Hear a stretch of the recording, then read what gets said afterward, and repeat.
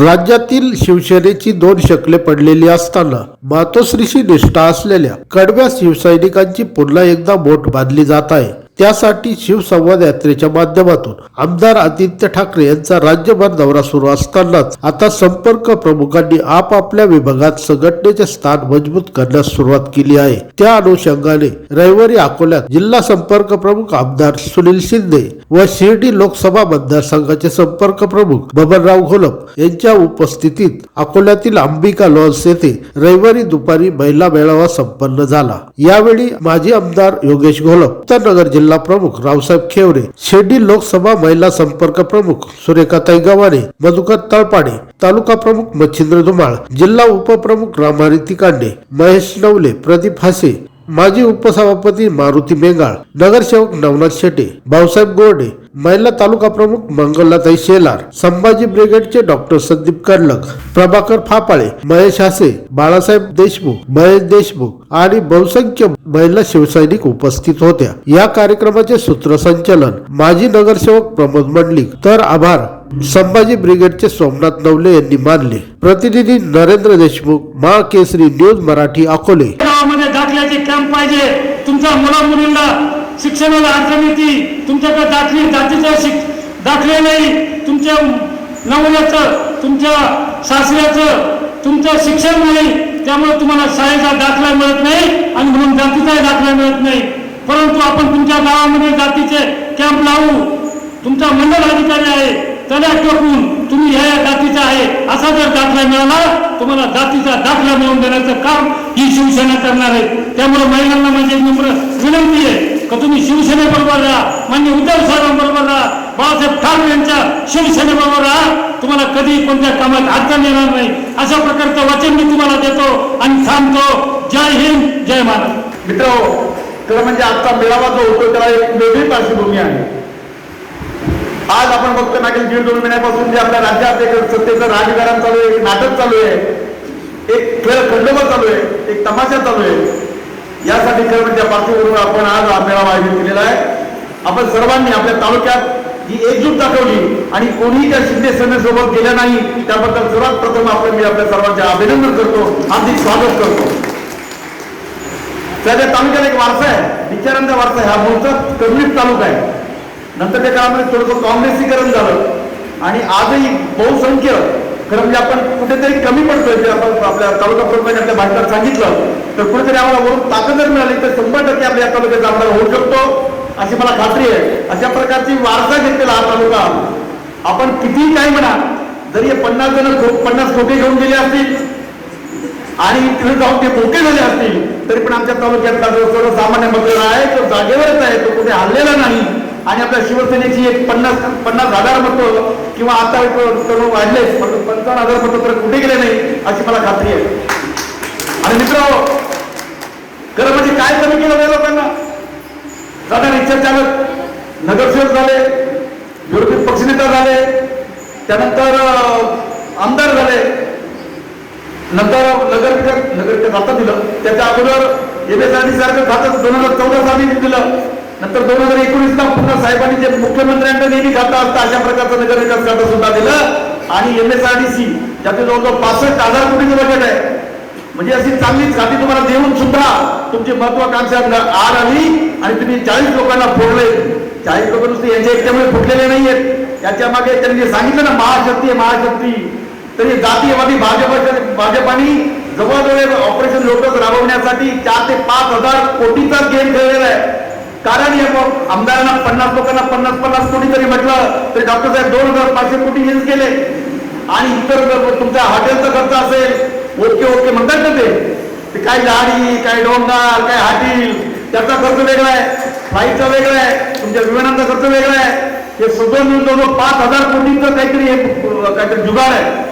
आणि म्हणून भाजपला लाज वाटलंच नाही, ज्यांच्या बोटाला धरून त्या राज्यात आले आणि मोठे झाले आणि आपल्याला संपवायला निघाले अशा पक्षाचा मी पहिल्यांदा धिक्कार करतो, तर त्यांना साथ देणाऱ्या गद्दारांचा त्याहून जास्त धिक्कार करतो।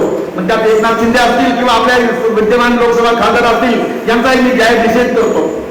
अरे ज्यांनी तालुक्यात तुम्हाला पाहिलं नव्हतं अशा जनतेने तुम्हाला 17 दिवसात निवडून दिलं। खरं म्हणजे नाना त्यावेळेस आपण अर्ज दौरा केला होता, लोकसभेत खासदार तुम्हीच होतात, तुम्ही झाले असते तेव्हा तर बरं झालं असतं. एक तांत्रिक चूक नडली आम्हाला आणि आम्ही चांगल्या खासदारांना म्हणतो. आज खरं म्हणजे मान्यवरांचं मी प्रामाणिकपणे आपल्या सर्वांच्या समक्ष त्यांचं स्वागत करतो, अभिनंदन करतो ते यासाठी. अरे त्या कशाला म्हणतात, ज्या माणसाला लोकसभेची खासदारकी चालून आली होती, तांत्रिक अडचण आली, पण तेव्हा जर ते अडून बसले असते तर आपल्या आदरणीय योगेश साहेबांना 100% तिकीट द्यावंच लागलं असतं. पण साहेबांनी कोणती तडजोड केली आणि तिथे उन्मून आणलेले मुंबईचे बारवाले 17 दिवसात खासदार झाले. एवढा मोठा त्याग आहे. दुसरे शिंदे साहेब वळी विधानसभेचे आमदार, त्यांनी आदित्य साहेबांसाठी आपली जागा दिली. आणि अशी 2 वेळा आपल्या समोर असताना त्याग आधी शिकायचा करून यांच्याकडून आपण त्याग शिकला पाहिजे आणि ज्यांचं जे चांगले त्यांना चांगलंच म्हटलं पाहिजे. आणि आता म्हणतात शिवसेना आमची, पक्षचिन्ह आमचं.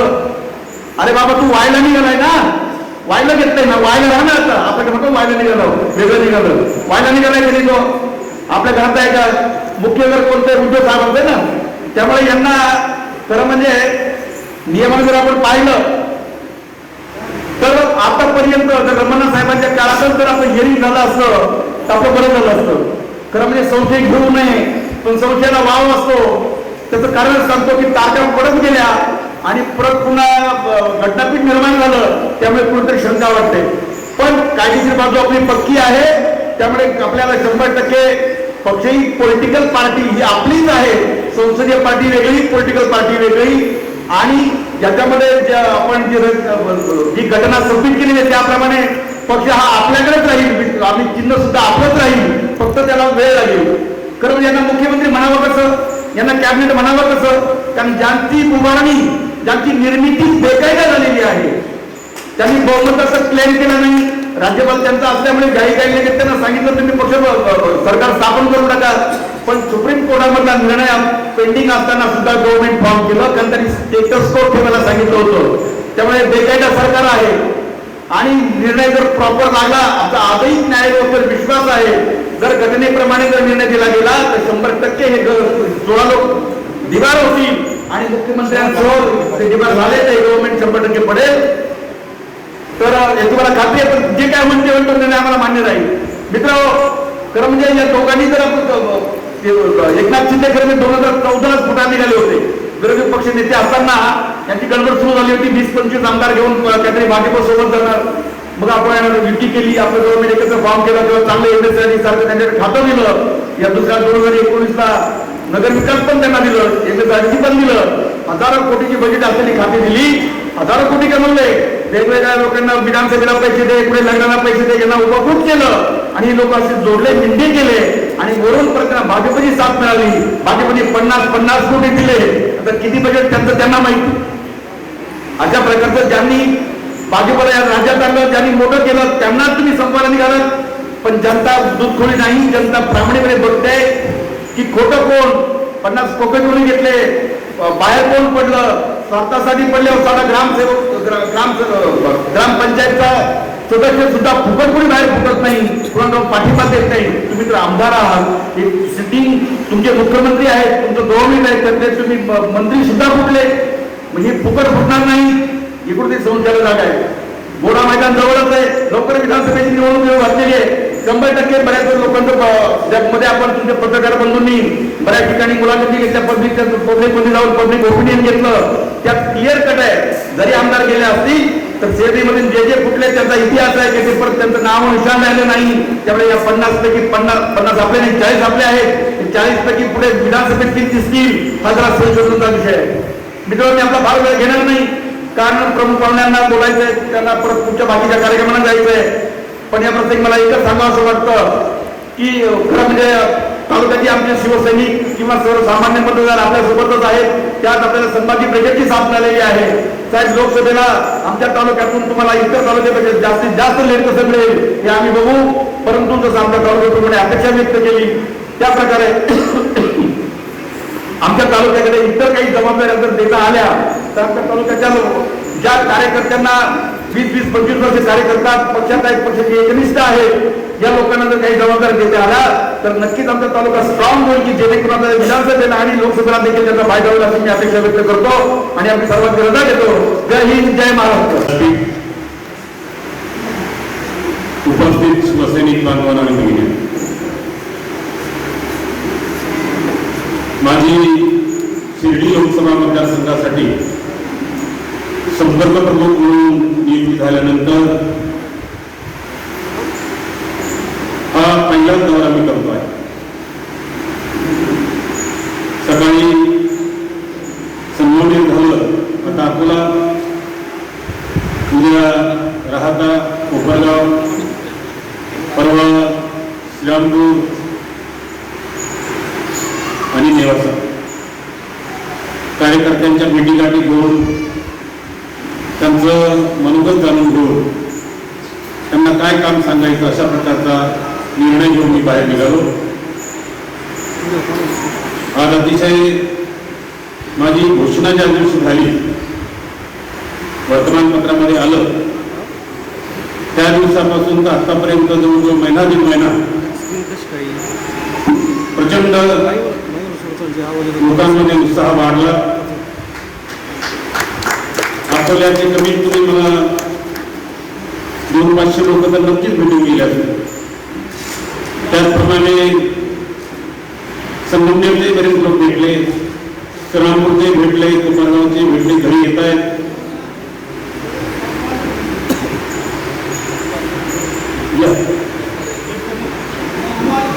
आमदार योगेश घोलप यांचं या ठिकाणी आगमन झालं, त्यांच्यासाठी जोरदार टाळ्या झाल्या पाहिजे. या ठिकाणी अकोला तालुका शिवसेनेच्या वतीनं आमदार योगेश घोलप यांचा सन्मान या ठिकाणी होतो. नितीनजी नायकवाडी, महेशराव नवले, रामाने तिकांडे, मच्छिंद्र साहेब, तुम्हाला आपल्याला विनंती आहे की त्यांचा सन्मान करावा आणि भाषण नानांचं यापुढे सुरू राहील.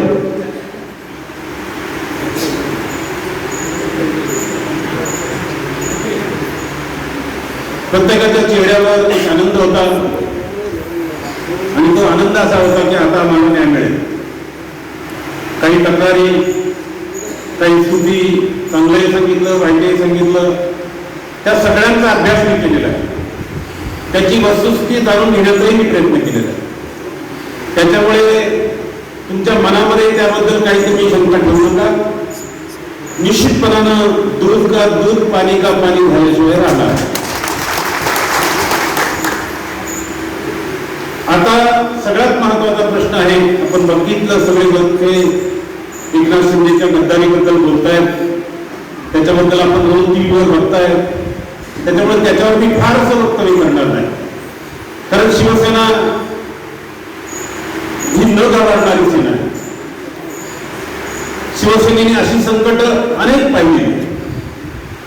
शिवसेनेचा जन्म जेव्हा 66 साली झाला, त्याच्या 1 वर्षांनी पुन्हा एक शिवसेना निर्माण झाली होती बंडू शिंदे नावाच्या माणसाने, आणि तो दावा करीत होता का शिवसेना माझी आहे. तो संपला, त्याचा वाराही संपलं. मध्यंतरच्या काळामध्ये त्यामुला भुजबळांनी गद्दारी केली, 18 लोक घेऊन गेले. त्याच्यापैकी भुजबळासाहेब सगळे पडले. हा शिवसेनेचा शाप आहे, हा बाळासाहेबांची तळमळ आहे, हा बाळासाहेबांचा आत्म्यापासून शाप आहे. कारण शिवसेनेची निर्मितीच मुळात मराठी माणसाच्या न्याय हक्कासाठी झाली, आणि त्या मुळाला जर तुम्ही हात घालत असाल, त्याला जर तुम्ही वाईट करण्याचा प्रयत्न करत असाल, नियती तुम्हाला कधीच सोडणार नाही. नारायण राणे गेले, त्यांचे ते हाल झाले. गेले यांचे हाल होणार म्हणजे होणार.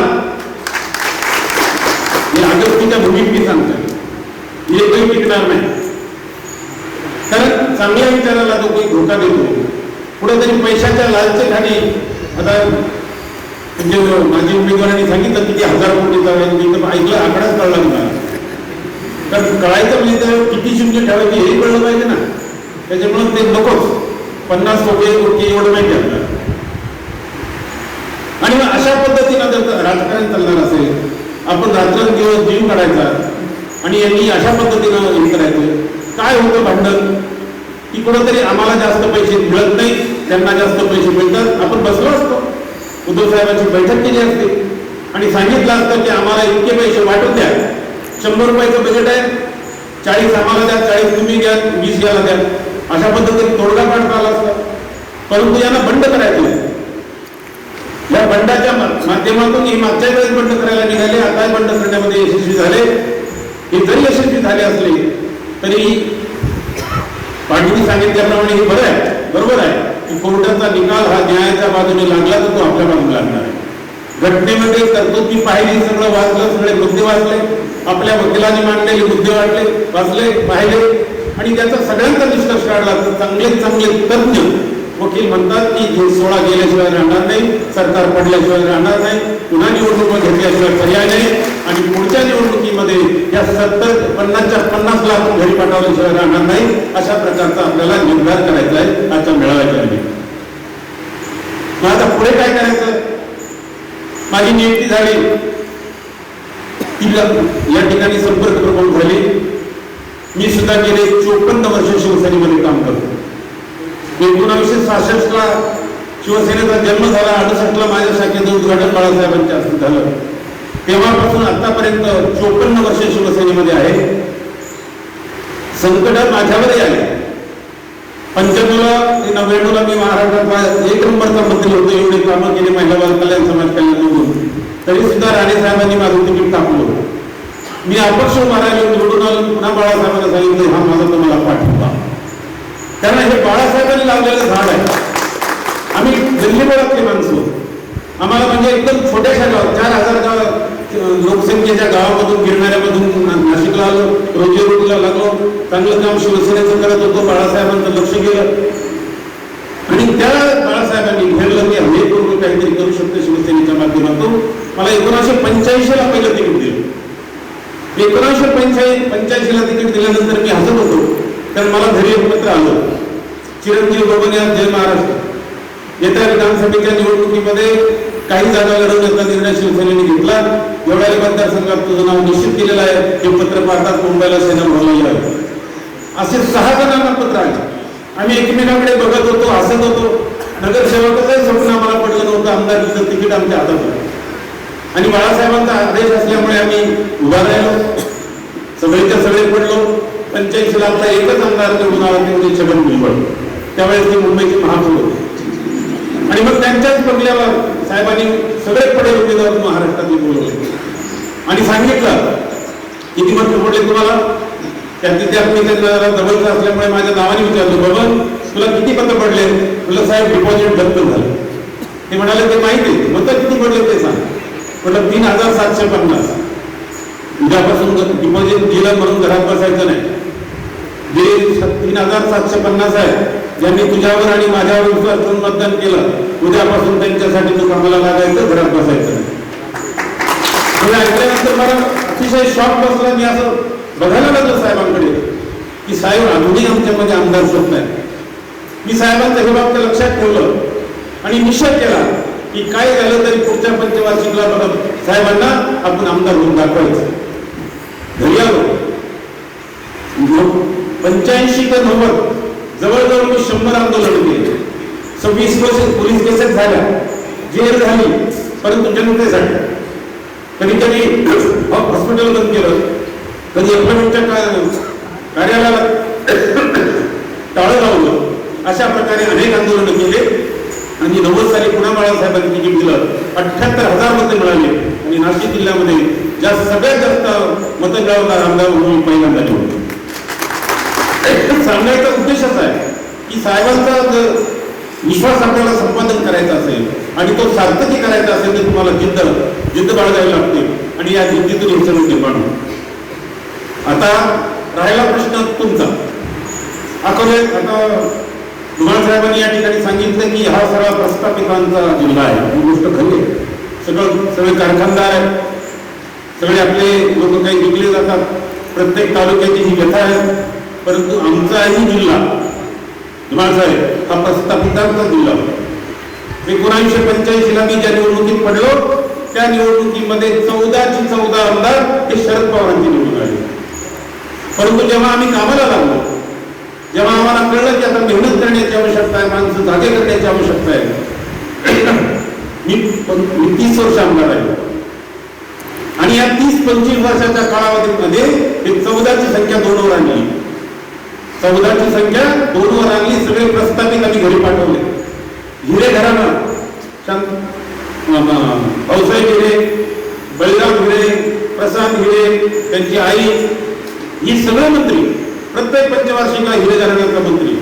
त्या दादा भाऊ हा जो गद्दार आहे ना, याला मी अपक्ष बोलतो. अपक्ष अपक्ष उभं केलं. साहेब म्हणाले, अरे ते एवढी मोठी माणसं तू याला उभं करतो, हा पडेल. तुला साहेब हा जर पडला तर मातोश्रीचा पायरी करणार नाही. मी हिरेंना पाडून याला घेऊन येईल. मी याला अपक्ष उभं केलं. दादा भुसे निवडून आला आणि बाळासाहेबांना गेलं. म्हटलं एक प्रस्थापित गेला घरी. हळूहळू त्याला निभाडला. मोठं मुघलाचं प्रस्ताव सगळे असे प्रस्तच आमच्याकडे होते. पण हे काही प्रस्ताव आम्ही ठेवलं नाही. तुम्ही जिद्द ठेवा, बाळासाहेबांच्या विचाराशी एकनिष्ठ राहा, विकले जाऊ नका. निश्चितपणाने लोक तुमच्यावर विश्वास ठेवतायत. लोकांचा विश्वास बाळासाहेब. आणि आता मी आलेलो काळजी करू नका. मी संपर्क प्रमुख म्हणून आलोय. सगळे विस्थापित घरी नाही पाठवले. बबन मुलं नाव सांगणार तर मला तुमची साथ पाहिजे.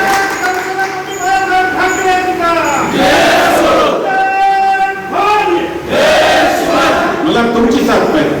तुमची साथ असेल तर हे हा चमत्कार मी घडून दाखवी. माझ्यावर जो विश्वास उद्धव साहेबांनी ठेवलाय तो सार्थकी मला करायचा आहे. मी गद्दारी सहन करत नाही, गद्दारी करत नाही आणि गद्दारांना सुद्धा मी माफ करत नाही. त्याच्यामुळे तुम्हाला अतिशय निष्ठेने काम करावं लागणार आहे. पुढच्या काळामध्ये संकट आपल्याला जर दूर करायचे असतील, आपल्या कार्यकर्त्यांच्या हातामध्ये ग्रामपंचायत असली पाहिजे, जिल्हा परिषद असली पाहिजे, पंचायत समिती असली पाहिजे, नगरपालिका असली पाहिजे, या आमदारकी असली पाहिजे, खासदारकी असली पाहिजे, ती आपल्या लोकांच्या शिवसैनिकांच्या असली शिवसैनिकांच्या हातात असली पाहिजे. इकडून तिकडून आणून त्यांना आपण मोठं करायचं हे डमजांना खपवून घेतले जाणार. निदान मी संपर्क आहे तोपर्यंत बाहेरचा माणूस खपवून घेतला जाणार नाही. हे तुम्हाला मी पाहिजे. कारण प्रश्न तुम्ही करायचे, कोणीतरी मजा करायची आणि वेळ आली का अशी गद्दारी करतात.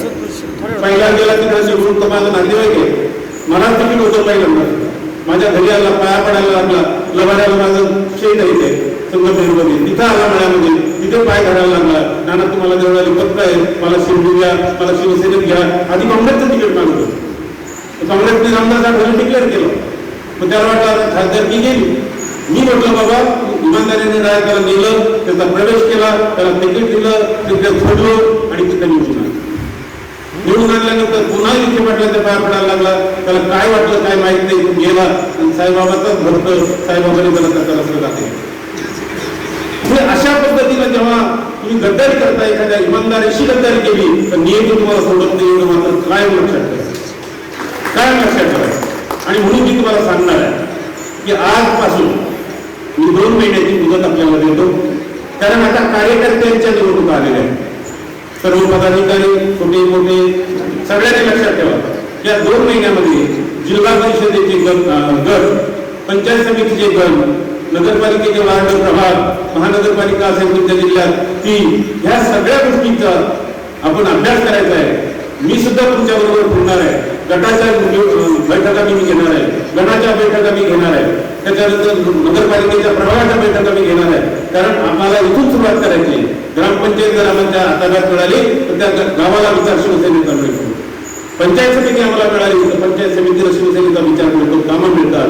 जिल्हा परिषद आपल्या हातात असेल तर जिल्हा परिषदेमध्ये घराघरामध्ये शिवसेना पोहोचायला वेळ लागत नाही. पहिल्यांदा हे काम करा. ज्यांच्या जीवावर आम्ही आमदार होतो, खासदार होतो, त्यांच्या निवडणुका पहिल्यांदा आलेल्या आहेत. त्यांच्या कामाला पदाधिकारी लागायचं आहे. आणि या 2 महिन्यात तुमचा जर आवाज मला चांगला आला नाही, कारण तुमचं काम मला दिसलं नाही, मग मात्र माझ्याकडून काही तुम्हाला माफ केलं जाणार नाही. हे जाहीरपणे सांगतो, स्पष्टपणे सांगतो. कारण शिवसैनिकांच्या कार्यकर्त्यांच्या ज्यांच्या जीवावर तुम्ही मोठे झाला त्यांना सुद्धा न्याय देण्याची वेळ, त्यांना सुद्धा न्याय देण्याचा नियम हा शिवसेनेमध्ये आहे आणि तो पाळला पाहिजे. तुम्ही पदावर पदाचा विषयी आम्हाला काही हे नाही, परंतु शिवसेना वाढीचा विचार त्या पदावरून झाला पाहिजे, हेच आमचं म्हणणं आहे. अशा पद्धतीनं जात असताना शिवसेनेच्या अनेक कामगिरी आपल्याला पाहायला मिळतील. आता या ठिकाणी कोणी वादावादी कोणाच्या तक्रारी ज्या करायच्या त्या आज महिना मी तुम्हाला वेळ दिला होता आणि त्या महिन्याच्या काळामध्ये कोण चांगलं कोण वाईट याचे सगळं रेकॉर्ड माझ्याकडे आहे. 2 कॅमेरे मी घरात लावून ठेवलेले होते, सगळ्यांचं रेकॉर्डिंग करून ठेवलेलं आहे. कोण कोणाबद्दल बोलला, कारण मला काही सगळ्यांचं लक्षात ठेवणं शक्य नसल्यामुळे नंतर रेकॉर्ड आपण पाहू. अशा पद्धतीने तुम्हाला न्याय देण्याच्या दृष्टीने कुठल्याही प्रकारचा कसूर आमच्याकडून होणार नाही. मात्र शिवसेनेच्या बाबतीमध्ये कुठल्याही प्रकारचे हलगर्जी चालणार नाही. गाव कुठे शाखा हे पहिल्यांदा व्रतातून हातात घेतलं पाहिजे. प्रत्येक गावात शिवसेनेची शाखा झाली पाहिजे, शिवसेनेचा बोर्ड लागला पाहिजे, तो विचारतीपर्यंत गेला पाहिजे.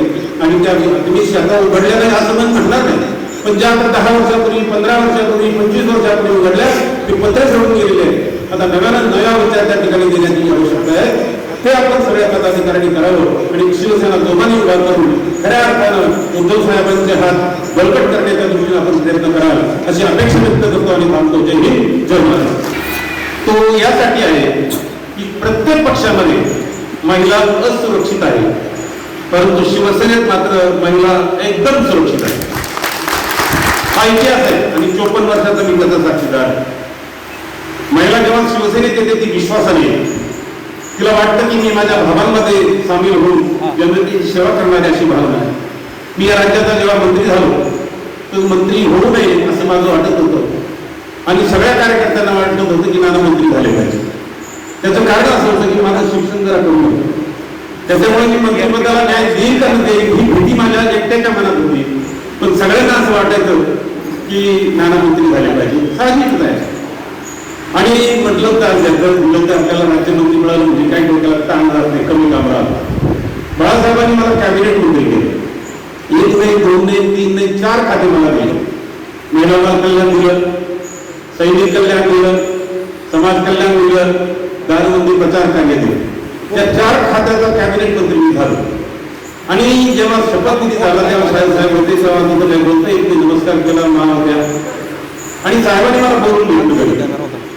ती म्हणाले, बबन तू आता 10 वर्ष आमदार आहेस, आता तुझ्याकडून माझी अपेक्षा आहे, हे अतिशय महत्वाचे खाते आहे आणि या खात्याला न्याय देण्याचं काम तू करशील. या खात्यामधून महाराष्ट्राच्या जनतेच्या महिला, दीनदुबळे, मागासवर्गीय, आदिवासी यांना तू आकर्षित करशील असं काही तू कर. मी साहेब मी नक्कीच न्याय द्यायचा प्रयत्न करेन. मुंबई 1994 साली महिला धोरणाची घोषणा झाली, जागतिक महिला धोरणाची, आणि महाराष्ट्राकडे भारताचं महिला धोरण मांडावं हे काम आलं आणि त्या खात्याचा मंत्री असल्यामुळे ते काम माझ्याकडे आलं.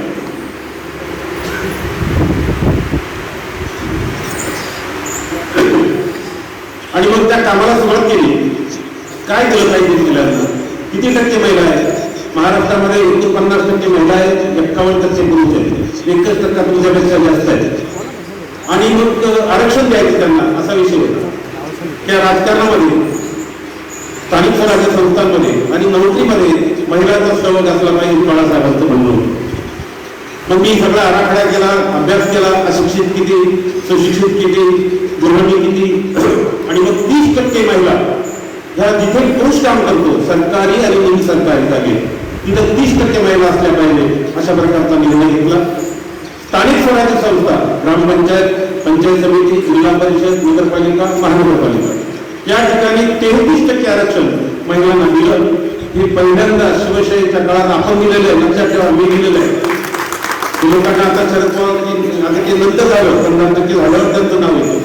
परंतु हे शिवसेना सरकारमध्ये 95 साली बेजिंगची, चीनची राजधानी बेजिंगला जेव्हा जागतिक महिला परिषद झाली तिथे हे डिक्लेअर केलं आणि या जगामध्ये भारताचा पहिला नंबर आला ज्यांनी महिलांना इतकं चांगलं युक्त मागलं. अनेक योजना केल्या, नोकरीसाठी तर केल्या, बिझनेसमध्ये केल्या. MIDC मध्ये 30% महिलांना प्लॉट राखीव असतात. जी रेशनच्या दुकानं हे 30% महिलांना गेले पाहिजे. पोलीस पाटलाच्या नोकऱ्या हे 30% महिलांना असल्या पाहिजे. रेशन दुकानं हे 30% महिलांना मिळालेच पाहिजे. ज्या ज्या ठिकाणी पुरुषाला जो फायदा मिळतो तिथं 30% महिला आहे अशा प्रकारचा कायदा केलेला आहे. तुम्ही तुम्हाला अडवलं, तुम्हाला काही आवश्यकता वाटली, माझे नंबर सगळ्यांकडे आहे, तुमच्याकडे नसले तरी मी देईन. कुठल्या प्रकारे तुम्ही मागे राहू नका आणि मोठं करा. मुलांच्या बाबतीत, समाज कल्याणाच्या बाबतीमध्ये, समाज कल्याणाला राज्य घटनेमध्ये स्वातंत्र्य मिळाल्यानंतर मागासवर्गीयाला जर त्याचं स्तर उंचावण्यासाठी त्याचं वेगळं बजेट असायला पाहिजे, आदिवासींसाठी वेगळं बजेट असायला पाहिजे. परंतु त्यावेळेपासून 95 पर्यंत कोणत्याही सरकारनं हे बजेट दिलं नाही. परंतु मी मंत्री झाल्यानंतर समाज कल्याणमध्ये प्रस्ताव मांडला आणि कॅबिनेटमध्ये मंजूर करून घेतला आणि आदिवासीचं बजेट वेगळं केलं आणि मागासवर्गीयांचं बजेट वेगळं केलं. त्यावेळेस 11% मागासवर्गीयांची संख्या होती. 10,000 कोटी राज्याचं बजेट होतं, म्हणून 1100 कोटी रुपये समाज कल्याणचं बजेट आलं.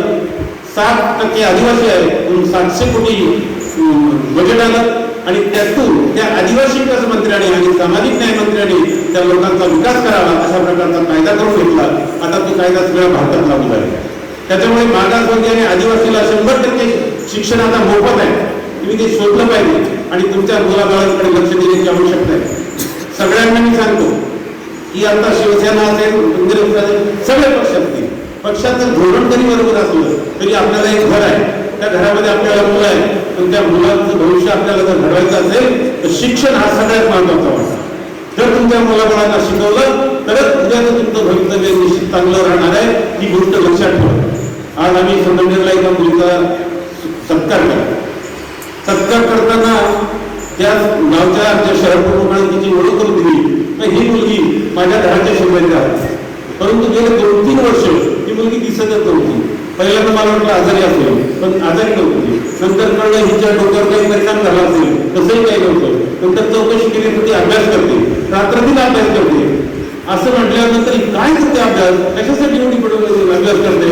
आणि आज मी तिचा MPC UPC मध्ये नंबर लागला म्हणून तिचा सत्कार केला. आज उद्या ती लाल दिल्याची गाडीवरून उडणार आहे. उद्या अभ्यासाकडे मुलांनी जर लक्ष दिलं, आईबापांनी जर त्यांना सपोर्ट केला, तर तुमचं कुटुंबाचं भविष्य, तुमच्या गावाचं भविष्य, तुमच्या राज्याचं देशाचं नाव लौकिक करेल. आम्ही 5 वर्ष निवडून देतो, झालं आलं आमचं सरकारचं दिवा, नाही तर विरोधी पक्षात. परंतु एखादी मुलगी तुमची IAS जर झाली, तिच्या डोक्यावर एकदा दिवा लागला तो मरेपर्यंत तिचा दिवा तुम्ही काढत नाही. ही आमदारकी, ही खासदारकी तुमच्या घरातून निर्माण झाली पाहिजे, ही माझी अपेक्षा. शिक्षणाला तुम्ही मोठवणार, शिक्षणच तुम्हाला वाचवू शकणार आहे. आणि म्हणून या मंत्रिपदाचा सुद्धा संपूर्ण भारतामध्ये ज्या काही योजना मी केल्या, त्या गुळ pattern, Maharashtra pattern, Thackeray pattern या नावाने त्या सगळ्याकडे भारतामध्ये झाल्या. आणि असंख्य ठिकाणी मला जाऊन त्या गोष्टीचं मार्गदर्शन करावं लागतं. मी त्या तालुका प्रमुखांना सांगेन की एक दिवस सुशिक्षित अशिक्षित सगळ्या महिलांचा मेळावा ठेवा. त्याच्या शिवसेनेचं भाषण नाही, त्यांना बचत गटाचा विषय काढणार. हे बचत गट मीच काढले. बचत गट सुद्धा नव्हते. बचत गटाला आम्ही 5,000 रुपये भांडवल द्यायचं आणि त्यांनी मग उद्योग सुरू करायचा. पहिली बचत गटाची टीम आली म्हणजे रिझर्व पापड, 50,000 कोटी रुपयाचं बजेट टर्नओव्हर आहे. तिने 5,000 सुरू केले पापड मिळायचं काम. आणि त्याच्यात सगळ्या अशा अशिक्षित महिला आहेत त्यांना रोजगार मिळतो. आणि म्हणून रोजगार मिळवण्यासाठी थोडंसं सुशिक्षित महिलांचा हात धरला पाहिजे आणि मग अशिक्षित कोण बनेल. त्यामुळे आम्हाला आणून द्या, कोणी आणून देणार नाही. बचत गट केले, सगळ्या बचत गटाचा बोला 1 तास चांगला 2 तास मी बोलतो, तुम्हाला सगळं पुस्तक आणतो, काय काय योजना आहे, कशा योजना आहे, काय केल्याने काय होणार आहे. जी मुलं आहेत ज्यांना शिकायचं आहे, ज्यांना फॉरेनला जायचं असेल, ही समाज कल्याणमध्ये योजना केलेली. मागासवर्गीयांचा कोणत्याही जातीचा मागासवर्गीयाचा मुलगा असेल 75 मुलं अमेरिकेला म्हणजे परदेशात दरवर्षी पाठवतो. त्याचा 100% खर्च समाज कल्याणच्या वतीने करतो. अशी पण योजना करून ठेवली. योजना भरपूर केलेली आहे. त्या ऐकायचा मंच वेगळा आहे आणि हा पक्षाचा मंच आहे. त्याच्यामुळे मी या दोन्ही गोष्टी ठेवल्या. तेवढे साहेबांनी मला आठवण करून दिली, कारण माझं त्या मुली तिथे मांडला होता. तेव्हा आपल्या मुलांना शिक्षणामध्ये जास्तीत जास्त आपण कसं साथ द्याल, आई बापाने सपोर्ट केला पाहिजे. मुलगी झाली, बाहेर नको जाऊ, इकडे नको जाऊ, तिला विश्वासात घ्या. ती एकदम बाहेर गेली म्हणजे लगेच कोणावर हात धरून जाते असं नाही. तिला आई बापाने जर विश्वासात घेतला तर नक्की तुमचं नाव उंचवल्याशिवाय राहणार नाही. एवढं सांगतो म्हणतो. जय हिंद, जय महाराष्ट्र. या जिल्ह्याचे कर्तृत्ववान असे जिल्हा प्रमुख रावसाहेब ठेवले पाहिजे.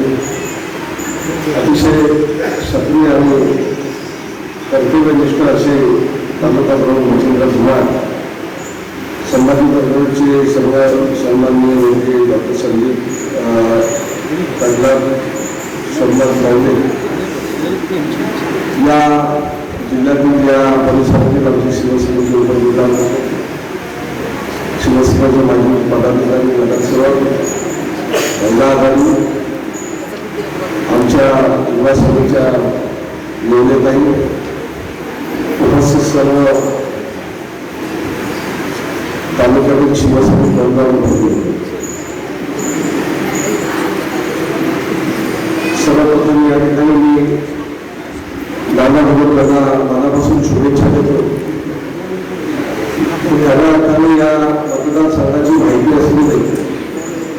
या मतदारसंघाची नसलेली लस ज्यांनी काढलेली आहे या मतदारसंघामध्ये, या लोकसभा मतदारसंघामध्ये आपल्याला संपर्क म्हणून लागले.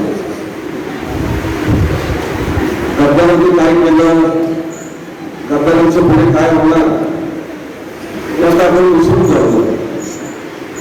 कारण जेवढे गद्दार गेले तेवढेच, बाकी सगळे इथेच आहेत.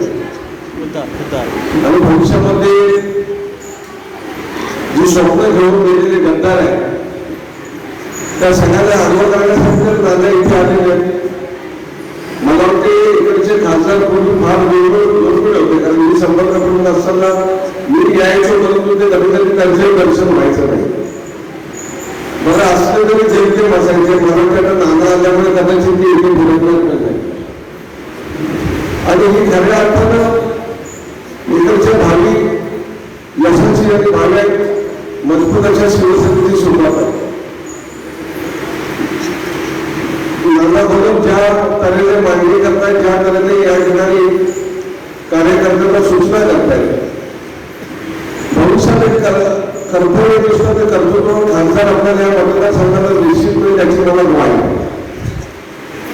कारण खासदार या ठिकाणी निवडून आले ते स्वकर्तृत्वावर नाही, तर तुमच्या नेतेमुळे निवडून आले, शिवसेनेच्या नावामुळे निवडून आले होते. आणि भविष्यात ते असते तर ते इथे आले नसते, एवढी योग्य खात्री आहे मला.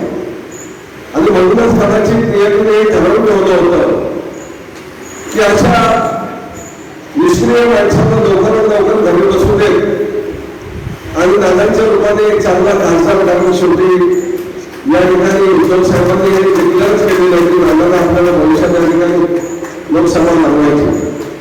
दादा पण एक विसरू नका, आपण खासदार होणार इकडच्या जनतेला खासदार काय असतो हे पुन्हा एकदा आपल्या माध्यमातून दिसू दे. परंतु आपल्या माध्यमातून या ठिकाणी त्यामध्ये पुन्हा आमदार झाले पाहिजे. अनेक वर्ष आमचे रावसाहेब ठेवणे काम करण्यात काही आमदार झाले पाहिजे. ही हा आदेश घेऊन आलेला आहे, परंतु कार्यकर्त्याकडून माझी पण इच्छा आहे की अनेक वर्ष आमचे रावसाहेब ठेवणे इथे जिल्हा म्हणून काम करतायत, त्यांनी कधी आमदार व्हायचं. तुमच्या ताकदीचा उपयोग आता यालाही आपल्याला करून घेता आला पाहिजे. त्यामध्ये साहेबांना एकदा संधी होती, सुदैवाने ते हुकले. परंतु हा मतदारसंघ राखीव आहे, हा मतदारसंघ राखीव आहे. अर्थात भविष्यात या सगळ्या गोष्टीचा लागवड करून आपल्याला इकडून चाललं पाहिजे. या मतदारसंघामध्ये काम करताना तुम्ही पाहिलंय की काम करणारी अनेक मंडळी आहे जी सतत काम करत राहतात.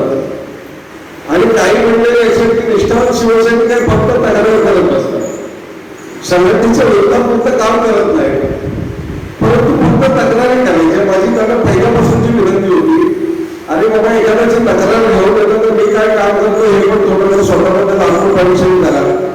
केवळ आपण दुसऱ्याच्या तक्रारी करत बसायचं आणि जो काम करतो त्याचा आत्मविश्वास कमी करण्याचं हे चुकीचं आहे.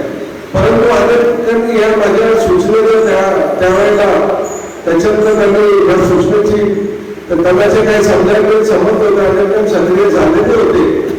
परंतु अजूनही काही लोक या ठिकाणी आहेत. आता माझा दौलत या ठिकाणी आलेला आहे, त्यांनी 2 महिन्याची मुदत आपल्याला दिलेली आहे. या 2 महिन्याच्या मुदतीमध्ये आपण त्यांनी केलेल्या सूचनांचं तंतोतंत पालन करा आणि जी काही मजबूत शिवसेना आहे ते अजून मजबूत करण्याचा या ठिकाणी प्रयत्न करा.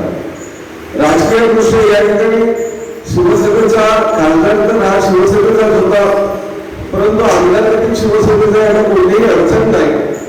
काही तांत्रिक बाबीमुळे किंवा काही थोडंसं समन्वयाच्या अभावामुळे या ठिकाणी आमचा आमदार निवडून यायला पाहिजे. परंतु युतीतील ज्या काही वैचारिक बाबी आहेत त्या लक्षात घेता आणि युतीतील ज्या काही कमिटमेंट आहेत त्या लक्षात घेता नाही लागलं या ठिकाणी सगळ्या गोष्टी कराव्या लागल्या होत्या. परंतु आता या ठिकाणी भविष्यात शिवसेनेचा खासदार आणि शिवसेनेचा आमदार ही खऱ्या अर्थानं आपल्याला हा विचार घेऊन पुढे जायचा आणि हा विचार घेऊन जाण्यासाठी खऱ्या अर्थानं आजचा हा मेळावा या ठिकाणी आयोजित केलेला आहे. वेळ बघा झालेला आहे, जवळजवळ 4 वाजता आपल्याला 2 वाजता या मेळाव्याची वेळ दिलेली होती. 2:30 वाजता हा मेळावा सुरू झालेला आहे. या ठिकाणचं मला एक बरं वाटतं की कार्यकर्त्यांचा हा विचार आहे. 40 गेले तरी 140 आपण निवडून जातो हे खऱ्या अर्थानं उद्धव साहेबांना अपेक्षित आहे. मला 140 निवडून जातो हे बोलून भागणार नाही, तर तशी आपल्याला या ठिकाणी आपली पुढची कृती केली पाहिजे, तसं आपल्याला या ठिकाणी अंदाज केली पाहिजे. येणाऱ्या स्थानिक स्वराज्य संस्थांच्या निवडणुका आहेत, त्या योग्यतेने लढवल्या गेल्या पाहिजे. त्याच्यामध्ये फार मोठ्या प्रमाणात या शब्दाचं संपादन केलं पाहिजे आणि हे सगळं करण्यासाठी आजचा मेळावा हा त्याची नांदी आहे. या मेळाव्याच्या माध्यमातून कुठेतरी वचनबद्ध होईल की ज्या पक्षप्रमुखांच्या पाठी त्या ठिकाणी गंभीर उपासना गेला, ज्या पक्षप्रमुखांची फसवणूक केली गेली, ज्या शिवसेना प्रमुखांना आम्ही दैवत म्हणतो त्यांच्या मातृभूमीशी गद्दारी केली गेली, त्या सगळ्याचा बदला घेण्यासाठी आपल्याला सज्ज राहिलं पाहिजे. एक लक्षात ठेवा, 50 गेले म्हणून महाराष्ट्र हातभार झालेला नाही, महाराष्ट्रातील शिवसैनिक हातभार झालेले नाही. किंवा 50 जण आता हातभार झाले की आम्ही भावनेच्या भारत गेलो म्हणतो, आता आमच्या पाठीमागांना लोक येत नाही, शिवसैनिक येत नाही, आता याच्यावरती उपाय काय? आणि म्हणून कदाचित मग केंद्र शासनामध्ये त्या ठिकाणी असलेली पावर तिचा अतिरेकी वापर करायचा, राजकीय दबाव त्या ठिकाणी वेगवेगळ्या यंत्रणांवरती तयार करायचे. भविष्यामध्ये या ठिकाणी मजबूत असलेले कोण कार्यकर्ते आहेत त्यांना कसं दाबता येईल त्या दृष्टीने आखणी करायची. भविष्यात त्या ठिकाणी जी सक्रिय शिवसेना आहे त्याला कायदेशीर अडचणी निर्माण करून त्या कशा त्या ठिकाणी दाबायच्या याची तयारी करायची. म्हणजे कृती नीती ही अजून याची सुरू आहे आणि या कृती नीतीचा आपल्याला भविष्यात त्रास होऊ शकतो, परंतु जिद्दीने आपण एका वेगळ्या जिद्दीने भेटून उठलेले शिवसैनिक आहे, त्यामुळे अशा कृती नीतीचा आम्हाला कोणताही फरक पडत नाही. आम्ही या सगळ्या संकटाला सामोरे जाऊ आणि संघर्षाला सामोरे जाऊ भविष्यातील शिवसेनेचे यश या ठिकाणी आम्ही खेचून आलो. हा निर्णय या मेळाव्याच्या माध्यमातून आपण करण्यासाठी एकत्र आलेलो आहोत. मी मनापासून या ठिकाणी आपल्या सगळ्यांचे आभार मानतो की संपूर्ण महाराष्ट्रामध्ये हे चित्र दिसते, जरी तिकडचे प्रतिनिधी गेले असले तरी प्रतिनिधी निवडून आणण्याची ताकद असलेले शिवसेनेचे अनेक शिवसैनिक या ठिकाणी आपल्या जागेवरती थांबून आहेत. किंवा त्या ठिकाणी ते निर्धार करत आहेत की आता कुठेही मला या ठिकाणी विश्रांती घेऊन चालणार नाही. दिवसातील अनेक तास मला शिवसेनेसाठी दिले पाहिजे, वर्षातील अनेक दिवस मला शिवसेनेसाठी दिले पाहिजे. भले माझे एखादं काम झालं नाही तरी चालेल, परंतु शिवसेना या ठिकाणी मजबूत झाली पाहिजे. शिवसेना किती मजबूत आहे हे गेल्या आपल्या 2 महिन्यात आपल्याला वेगवेगळ्या सगळ्या गर्दी होऊन दिसून येते. आदित्य साहेब जिथे जात आहेत तिथे प्रचंड गर्दी होते. उद्धव साहेबांना भेटायला म्हणल्यावरती अनेक समाजातील लहान मुलं मंडळी येत आहेत.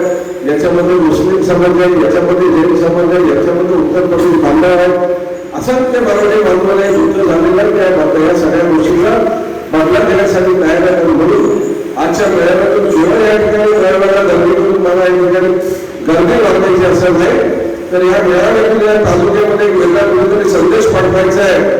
या तालुक्यातील शिवसेना किती मजबूत आहे, या तालुक्यातील शिवसेनेचे कार्य किती मजबूत आहेत, कारण शिवसेनेच्या ताकदीवरती या ठिकाणी येणाऱ्या सगळ्या निवडणुका आपल्याला त्याच्यातील यश आपल्याला खेचून आणायचे. आणि हा निर्धार हा मेळाव्याच्या माध्यमातून करत असताना आपल्या सगळ्यांचे या ठिकाणी मनापासून आभार मानतो. आणि या ठिकाणी आभार मानत असताना आपल्या सगळ्यांना या ठिकाणी मदत करतो. याचं कारण एकच की अनेक लहान मंडळी या ठिकाणी एकत्र आहेत, परंतु प्रत्येकाच्या भाषेमध्ये भावना आहे की माझी शिवसेना माझ्या शिवसेनेचा मेळावा